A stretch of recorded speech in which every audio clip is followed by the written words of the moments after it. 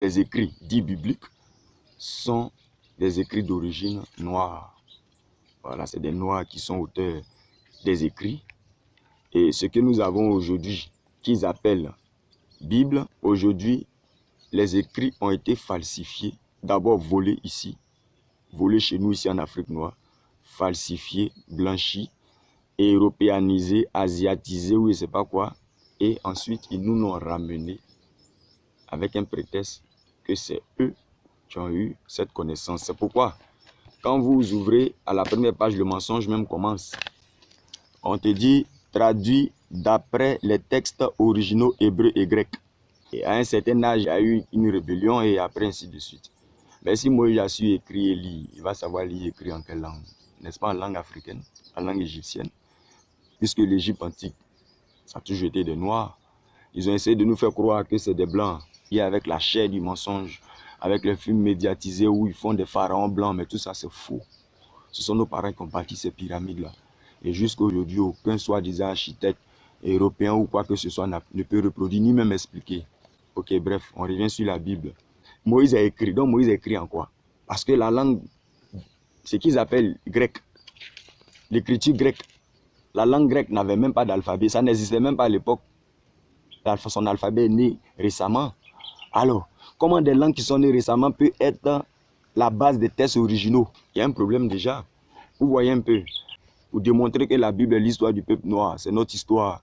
Ils ont pris, ils ont falsifié, ils ont fait des ajouts.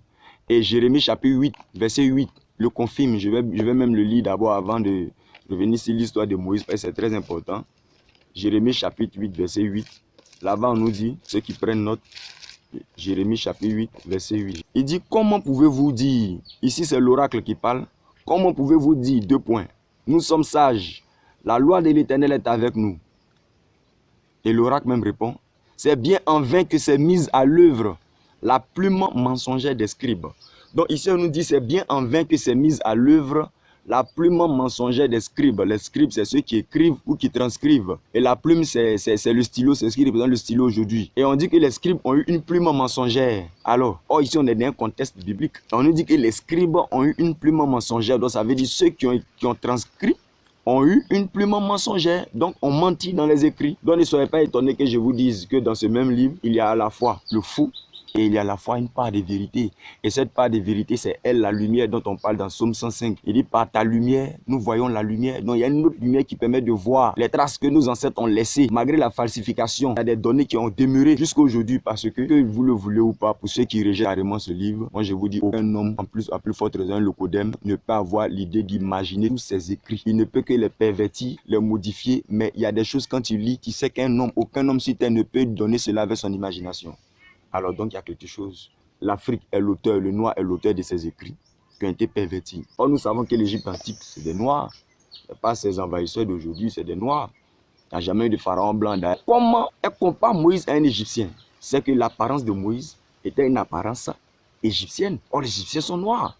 Donc si les Égyptiens sont noirs et qu'elles ont pris Moïse pour un noir, mais c'est que Moïse est noir. Et du coup, on voit que les indices d'enquête biblique nous montrent qu'il s'agit en réalité d'un personnage noir, celui qu'ils appellent Moïse. Voilà, ils ont créé des portions. Chaque fois, ils mettent des divisions. Mais on va lire des choses, vous allez comprendre, vous allez connaître la vérité. C'est la vérité qui va nous rendre libres. Parce que le but, c'est la délivrance du peuple. Le peuple ne peut pas lutter efficacement contre l'appareil occidental si lui-même est divisé entre lui. Un royaume divisé entre lui-même ne peut subsister. Ça, c'est clair. Mais il nous divise avec quoi? Les partis politiques, avec les nouvelles colonies. Aujourd'hui, je suis ivoirien, on me donne cas d'identité. Quand je vois mon frère, aujourd'hui, on dit lui, il est malien. Et je traite que le malien est devenu étranger. Moi, le noir, moi, j'ose dire qu'il y a étranger chez moi aujourd'hui. Pourquoi je le dis? Parce que ils ont formaté l'esprit des générations à ça.